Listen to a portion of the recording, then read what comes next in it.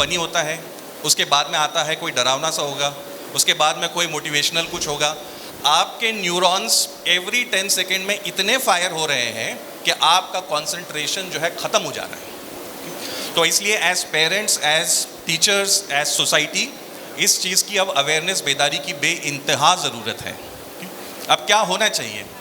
ये डिवाइस और इंटरनेट तो बहुत ज़रूरी भी है, हर चीज़ के फ़ायदे भी होते हैं, नुकसान भी होते हैं। तो इसके लिए माहिरीन जो है इस फील्ड के, वो 3 इसमें कैटेगराइजेशन करते हैं। एक तो है यूजेज, सेकेंड है ओवर यूजेज और तीसरा है excessive usages. So up to age of 6 बच्चों के हाथ में ये डिवाइसेस नहीं देने चाहिए, ये एक्सपर्ट्स का मानना है। अब क्या करते हैं, बच्चा खाना नहीं खा रहा है इसलिए पहले ही उसको आदत लगा देते हैं, and then it's very difficult to turn it around. So we need to avoid that. Usages क्या है? एज ऑफ 14 तक मैक्सिमम आप 30 to 50 मिनट्स आप यूज़ कर सकते हैं, वो भी अंडर पेरेंटल गाइडेंस। ठीक है, आजकल बड़े सारे डिवाइसेस हैं, लॉक्स अवेलेबल हैं, जिसके अंदर में कंटेंट को भी रेगुलेट किया जा सकता है और यूजेज को भी रोका जा सकता है। So you can try that out. Anything beyond that up to 2 hours is over usages. Okay, आज नॉर्मल हिंदुस्तान का डेटा मैं आपको बता रहा हूँ, 7 hours, आप सरप्राइज होंगे इस चीज़ को जान करके, 7 hours people are spending on an average on internet.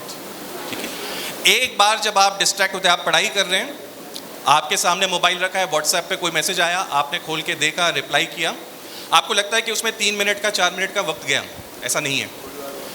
आपके पीक कॉन्सेंट्रेशन पे रिटर्न करने के लिए यू नीड 23 मिनट्स। ठीक है, तो जो टाइम आपने स्पेंड किया वो तो किया ही, लेकिन अपने पीक कॉन्सेंट्रेशन पे आने के लिए फिर से 23 मिनट्स आपको लगेंगे। और अगर आप पढ़ाई 1 घंटा कर रहे हैं, उसमें 2 बार आपने मोबाइल देख लिया, तो आप इमेजिन कीजिए क्या आपका आउटकम निकलेगा। ठीक है, so this is a silent pandemic that is going on, जो कि सोसाइटी, इंस्टीट्यूशंस के लेवल पर हमको देखने की ज़रूरत है। एक छोटा सा पॉइंट और फिर मैं क्लोज करता हूँ इस आंसर को। There are 3 types of parentings that we can see around us. पहला टाइप ऑफ पेरेंटिंग जो है, इसको कहते हैं जेलीफिश पेरेंटिंग। जेलीफिश पेरेंटिंग मतलब क्या? कि भाई बच्चा जो जिद कर रहा है उसको जो है वो हम दे देते हैं। क्यों? बच्चा रो रहा है, जिद कर रहा है, आपको बर्दाश्त नहीं होता, हमने बहुत तकलीफ़ें देखी हैं, अब जाके अच्छे दिन आए हैं, तो हम बच्चों को लाड़ प्यार के अंदर में जो है बिगाड़ते हैं। That is jellyfish parenting. दूसरा टाइप है अथॉरिटेरियन पेरेंटिंग, जो पुराने स्टाइल वाली थी। अथॉरिटेरियन के अंदर में हम बोले सो कायदा। ठीक है, पुराने स्टाइल में जो है बड़े लोग जो है वो बताते थे कि अब्बा अगर घर में आ गए तो कर्फ्यू लग जाता था। ठीक, दैट इज़ अथॉरिटेरियन स्टाइल। ये आज के ज़माने में नहीं चल सकता, बच्चों की नीड बदल चुकी है। सो 2 एक्सट्रीम्स है, jellyfish and authoritarian. We need something in between that is authoritative.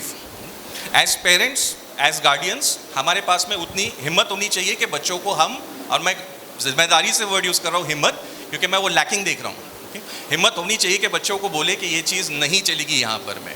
ठीक है, that is very very essential. इस सवाल से वजाहत के तौर पे मैं यहाँ पर नमाज का वक्त अगर हो रहा है तो चलिए, जज़ाकल्लाह खैर। यहाँ पर हम सवाल जवाब का जो सिलसिला है वो ख़त्म कर रहे हैं, तो वक्त जो है वो ख़त्म हो गया।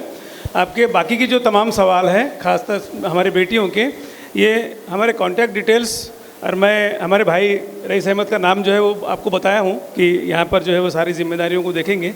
ये कॉन्टैक्ट डिटेल्स के पैम्पलेट मैं यहाँ पर रख रहा हूँ। आपसे बेटियों से मेरी गुजारिश है कि आप जाते वक्त जो है वो एक अपने साथ में ले जाएं, और किसी भी चीज़ की ज़रूरत पड़ती है तो आप रब्ता करिए, इंशाल्लाह गाइडेंस भी होगा। इंशाल्लाह जितनी भी मुमकिन आपकी जो है वो सपोर्ट है वो हम करने की कोशिश करेंगे। अस्सलामु अलैकुम रहमतुल्लाह।